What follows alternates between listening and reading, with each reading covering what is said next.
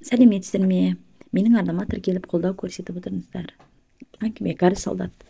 80 жаста қатарың сире бастайды. Қапал болса да қатал шындық сондай. Ал Құлан Оты ауылында соңғы кезде 80-нің табалдырығын аттаған жалғыз сырым болды. Қалың бидайдың ішіндегі жалғыз арпа. Бұл жасқа жеткенше сырым өзінің саяқтығын сезе бермеуші еді. Өйткені алдың ағалар бар еді. Ал 60 пен 70-тің арасында өзіңнен 5-10 жас кішілерден үлкендігін аса шодырайып тұрмайтын. Енді сырым алдындағы ағалардан жұрдай болды да артына бұрылып қарап еді. Әлдекім ат басындай алтын беретіндей алға тым асығыс кетіп қалыпты. Өзгелерден оқшау озып кеткеніне ыңғайсызданатындай хал кешетін болды. Анау-мынау десе де 80 ат 80, 40-қа жетпей қыршиып қартаятындарды да көріп жүрміз. 4 жыл қиян кескін соғыстың ішінде жүрсең, соғыс біте бергенде құмалақтай, оқта емес, қол тоқпақтай снаряд оң қолыңды шолтитып жұлып кетсе, ол аз болғандай сол жамбасында осколка қалса, оның үстіне өмір бойы колхоздың бригадирі, қарауылы болсаң, 80 деген әрине ажас емес. Әйтеуір әбір болғанда бұл уақытқа дейін сырым ешкімге масыл болған жоқ. Рас, қолтоқпақтай снаряд оң қолын жыла тартып өткенде есінен танып қалып, санитарлар зембілге салып көтергені бар. Басқа кезде жан баласа салмағы түсіп көрмеген. Енді келіп әлгі шоңмұрын бригадир мұны масыл қақпас деп кетті. Бұл сөз оң қолын жылған қолпанақтай снарядтан да ауыр болды. Снаряд қолын жұлса, әлгі сөз жүрегін жұлып жібергендей еді. Үйдің іргесінде зерлеп, қисай кеткен қалпы тырп етпестен көп отырды. Өзім асыраған тек көзіне жерейтіп, өзімді сүзіп кетті, деді ол күйзеле бір күрсініп. Қой, мұны бүйтіп едіріңдетіп қоймай бастыққа барып айтайын деп, сыңар қолымен жер таянып тұра бермекші еді. Жалғыз қол оның шүйкедей кәрі сүйегін көтеруге жарамай бүгіліп кетті. Қанатты қайырылған кәрі қырандай жамбастап жатып, сәбістікке ұрлана кірген қара қоян мен ақ қоянды көрді. Көрші үйдегі Нәметтің баласы қоян асырайды. Кенет есіне Нәмет түсті. Сен тірі болсаң, мен бүйтіп жатпас едім-ау. Жоңышқаны екінші орымы гүлденген кез, қаңылтыр төбелі, тарбиған үлкен үйдің іргесінен бастаған жасыл женең зүміреттей жайнап, әрідегі зифа теректерге жеткенше толқынданып жатыр. Жүргері собық тартып, шашағы салаңдап қалған кез, ұзатылған қыстай сылып тұр. Өкілері бір келкі, саханадағы артистердің өкісіндей. Жүргерінің етегін ала сірекең бір жүйек асқабақ ебеді. Ал ол да жапырақ жайып, жел тартып түйін тастап қалыпты. Алтын тәшкеген күнбағыстар менменсіп кегжіңкіреп тұр. Немерелері отырған Намазгүл қазір күн көзінен ұялып қаушаған ашпайды. Намазгүл көнен кие жайсаңдап шыға келеді. Алау бет алма құр қызарған болмаса, әлі пісу жете қоймаған суған ағала торғайларды сірекең сол алмаға жолатпай-ақ жүруші еді. Қазір қарттың дәл жүректен жараланғандай пайдаланып қалғысы келгендей жеміске жаудай тиіп істік сары тұмсықтарын сала бастады. Ала торғайлар сау етіп жетіп келгенде ақ қоян мен қара қоян өз үйіне қаша жөнелді. Қояндардың жымы шынжырлы, көктөбеттің жанынан өтер еді. Аузы кебістей көктөбет зытып бара жатқан қояндарды бас салайын деп құлақтарын тікірейтті де жалқау ұстап көзін марғау жұмып жата кетті. Сырымның осколкалы жамбасы сыздады. Күн бұзылатын шығар деп аспанға қарап еді. Теңбіл көк екен. Шарбы бұлт аспан көгіне бастырған. Гүлқайыр жапырағында өрнек салыпты. Жамбасы сыздаған сайын әлгі музейге есіне түседі. Алматыда қызмет істейтін жиені ана бір жылы Астананы аралатқан. Алтын адамды көрсетейін деп музейге алып барған. Сірекеңді алтын адам аса таң қалдырмады. Оны таңдықтырған жай ғана жамбас сүйек еді. Жамбас сүйекке садақтың сұқсақтағандай оғы бойлап кіріп кеткен екен. Ағаш жебе әлде қашан шіріген шығар. Ал темір ұшы қалып қойған. Жамбас сүйек сары тап болып сарғайған. Темір оқ туасы бір жерге жаралағандай сүйекке нық қадалған. Бұдан бірнеше мың жыл бұрынғы жауынгердің жамбасы деп түсіндірді жиені. Бәрекелді, деді Сірекең таңдайын тақылдатып. Мен өлген соң менің жамбасымда мың жыл бойы ескі жауым осколкамен бірге жатар екен да. Сырым сыздаған жамбасын салмақ салмайын деп басқа жамбасына қарай жантайды. Музейдегі сүйек көз алдына көлбең деп кетпей қойды. Мен ақирет сапарына бет алған соң, мың жылдан кейінгілер осколканы жамбасымды тауып алып музейге қояр. Демек мен адамзатқа енді мың жылдан кейін керекпін. Ал әлгі шоңмұрын шірік не деп кетті сонда? Ұмытпаса осыдан 5 жыл бұрын Қызыларай колхозының Құлан Оты бөлімшесіне жалпы жиналысын председателі Нақыпқанның өзі келіп ашты. Құлан Отыға бригадир құтаймағалы қашан. Бір жылда екеуі ауысып отырған кездері болды. Жігіттер ел басқаруға, шаруашылықты ұйымдастыруға олақ соға берді. Пысық дегендері араққа құмарлау шықты. Ал арақ жүрген жерде әзәзіл қоса жүреді. Колхоздың председателі Нақыпқан айтты. Ал ағайын, құланның оты құлдырап кетті. Сендерге бола бүкіл Қызыларай зардап шегіп, аудан бойынша алға шыға алмай отыр. Құлан оты болмаса, бір ауданның алдын бермес едік деді. Бұл сөз құлан отылықтарға мірдің оғындай қатты тиді. Амал жоқ, енді басқа бөлімшеден айталық. Жабағылыдан яки Арқалыдан шақыртуға тура келді.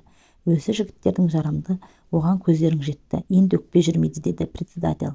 Сонда осы сырым ақсақал шыдай алмай, артқы қатардан жалғыз қолын көтеріп, нақыпқан шырағым, мұрсат болса бір ауыз сөзім бар деп еді. Тарлан колхозшының өтінішін елемеуге шара жоқ. Председатель айтыңыз Сіреке деген. Сырым қарт қолсыз иығын бір қозғап алып, артқы қатардан алға шығып, әуелі өзіне қаталған көздерді түгендеп біраз үнсіз қылған. Қиналып тұрмын деген. Енді халық алдынан шығып, сөз сөйлеу менің шаруам емес деді. Мен пенсиядағы адаммын. Өте пысық болмай-ақ үйде жантайып жатқан жарасады маған. Кезінде белсенді де болдық. 29 жылы осы құлан отын өз қолыммен құрысып едім. Онда қолым екеу еді. Сірекең қоңылтақ жеңіне бір қарап қойды. Отырған жұрттың назары да, председатель Нақыпқанның көзі де күн тоздау бос костюмның кеуіп жеңіне түсті. Құлан оты онда өз алдында колхоз еді ғой, енді сол Қызыларайдың бір бөлмешесі болып қалды. Мен бригадир болдым, Құдайға шүкір, шаруамыз жаман емес еді. Құрал сайманымыз өгіз жеккен, соқа белорақ ағаш, тырма кетпен, күрек болса да, сол заманның мөлшерінде ударник құлан оты атандық. Ал енді сырым жерге қарап бір күрсініп алды. Енді бәрі түс көргендей, осы ауылдың өгіз бар ма? Қазір ріңдеген көк өгіз әлде қашан құрыған. Тракторды жұрт қазір оның орнына ат мініп, үй басы сайын легковой мотоцикл не жетпейді, түсінбеймін. Қалай шартта қалуға болады, түсінбеймін. Әлде мен қартайдым, әлде құлан оты тоқтықтан құтқарып керенау тартты. Ал шырағым, Нақыпқан, бригадирді қалыстан әкелемін деді. Жақсы адамның бізге жаттығы жоқ, бірақ намыс қайда?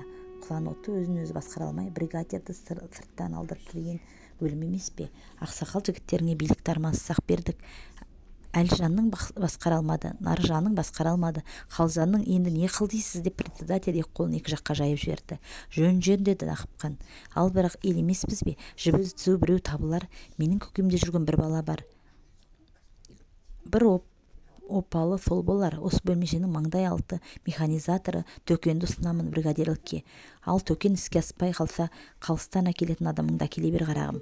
Біз риза. Сырым қарт сау қолымен кеуек жеңді омаждап тұрып, тершіген маңдайын сүртіп, өз орнына барып отырды.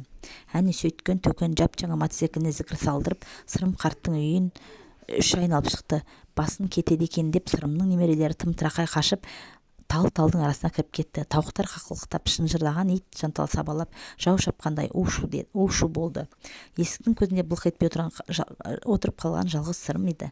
4 жыл қырғын соғыста немістің танк тапталмаған тәнімді енді сол Төкеннің мотоцикл таптаса таптап-ақ кетсін деп міз бақпады. Бәленің басы Алпысбай болатын. Колхоздың магазинін 20 жылдан бері ұстайтын. Сол Алпысбай жақында ескі Жигулин сатып жіберіп, Волга алып еді. Енді сол Волганы қайқаңдатып, қаладағы құдаларына барып қайтпақ. Машинаның арасында өзі жүргізгенмен қалаға түсуге қорқады.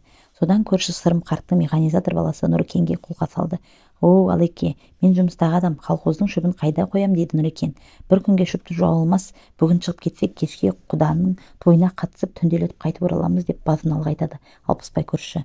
Мен жұмыстағы адам, дейді көп сөйлеуін ұнатпайтын Нұрекен.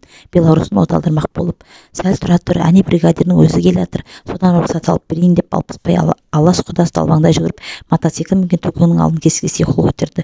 Сәл әңгімеден соң екеуі магазинге кіріп кетеді. Әлден уақыттан соң Төкен магазиннен теңселіп кіріп шығады. Тракторын оталдырып шыбындыққа енді жүрейін деп тұрған Нұрекенге пәрмен айтады. Общем былай, сен бүгін Алпысбайдың қармағында боласың. Сенің орныңа шөпке балаң Нұрлан шығады. Нұрланды военкомат шақыртқан, әскер жасына толды ғой, бүгін сонда кетеді дейді Нұрекен. Общем военкомат тұрады, ертең барады. Көп сөздің керегі жоқ, Төкен бұзыспас бұйрық айтады. Бір жағынан Алпысбай қаңқылдап, бір жағынан бригадир беріп тұрған соң, Нұркен баласы Нұрланды шақырып алып, мән-жай түсіндіреді де, өзі жасыл Волгаға Алпысбайды бәйбішесімен қоса салып алып, қалаға тартып отырады. Жаңа ғана военкоматқа бармақшы болып кеткен немересінің үйге қайта кіріп киім ауыстырып жатқанын көрген Сырым бұл қалай дейді. Осылай деп түсіндіреді немересі. Жоқ балам, сен военкоматтан қалма, әскердің аты әскер дейді атасы. Нұрлан ары ойланып, бері ойланып, бұл да жөн екен дейді, ауданға жөнейді. Беларусь. Сырым үйінің алдында қаңтарыла қала берді. Оны ту көшенің басынан көз шалған Төкен мотоциклін зікілдетіп, жолын шаңын бұрқылдатып жетіп келеді. Жалғыз қолды қайыс жүгенін үзік жерін таспен тігіп отырған Сірекеңе мотоциклдің үстінде тұрып айқай салды. Нұрлан немерең қайда? Мынау немененің аузына сәлем түспей қалды-ау деп қиналған қарт жай ғана. Нұрлан военкомат кетті дейді. Ол мына трактор мен шөпке баруға тиіс еді ғой. Трактордың өз иесі бар. Ал военкомат шақырғанда бармау қылмыс. Балаға сен шөпке бар дейсің, мен военкоматқа бар дедім. В общем, сен қас көйсің, Төкеннің атынан сөз келсін дейсің. Әй ақымақ, сен бригадирлікке ұсынған мен едім ғой деп айтайын деп еді, айтпады. Дегенмен арада 5 жыл өтіп кеткен екен. 5 жыл ішінде Құлан оты колхоз бойынша шығындап алға шықты. Төкеннің суреті аудандық газетке қайта басылып, жиналыстарда жиі мақталатын болды. Төкеннің басынан бу бұрқырады. 3 аяқ көк қасқа мотоцикл Алпысбай магазинінің алдында жиірек қаңтарылатын шығарды. В общем, сен қақпасты Құдай алмайды екен. Баяғыда бригадир болып едім, енді менің балам болмай Төкен болдың ба деп істеген қысастың ғой бұл. Әй Төкен деп қарт егі дірілдеп, менің жасым 80-нен асты. Қатарынан ешкім қалған жоқ. Қақпас екенім рас, көрімнің аузы ашық. Ал бірақ ажал жетпес өзім барып тірей жатпаймын ғой. Не істейін, Құдаймен алмаса деп айқайлап жіберді. Төкен сырымның сұрапыл сауалына сөзбен жауап бере алмай, общем мух деп шаңды бұрқыратып, тауықтарды шырқыратып, үйді 3 айналып шықты да көшеге түсіп құйындатып кете барды. Әлгі итке айтатын сөзім айтылмай қалды-ау деп қарт қапа болды. Қатарымнан ешкім қалмады деген айттым.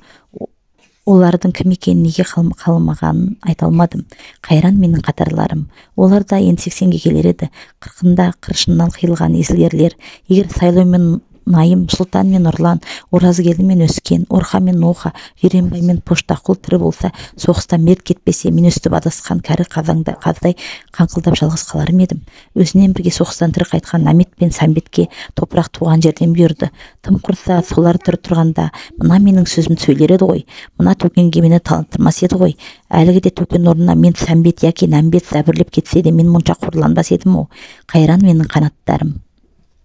Есіл менің мияттарым деп қанатын қайырлаған құс қатарынан айырылған. Мен кәрінің жыртық көңіл жамайтын жан қалған жоқ. Сырым таспаны сулап жүргенін жыртық жеріне сұға бергенде, саламатсыз бата деген бала дауыс саңқ ете қалды. Басын көтеріп еді, алдау галстук байлаған екі бүлдіршін қолдарын көтеріп, пионерлік сәлют беріп тұр екен. Ата, бізді сізге Ақсай пионер лагерінің дружинасы жіберді. Сіз лагерге пионерлермен кездесуге шақыра келдік. Сырым қарт кенет жамбас сүйегінің сырқырамасы сап тыйылып қалғандай таң болды. Бұл ескі жауым Оғыз Көкқа мені жалғызсырағанда ескереді-ау деп жаңылға ашты. Музейден көрген жамбас сүйегі есіне түсті. Ол 1000 жылдан бері жалғыз-ау, бірақ сыңар қолыммен жер тіреп орнына тұра берді. Қоңылтақ жеңі қанатқа айналғандай желп етті де, сырым жерден жеңіл көтерілді.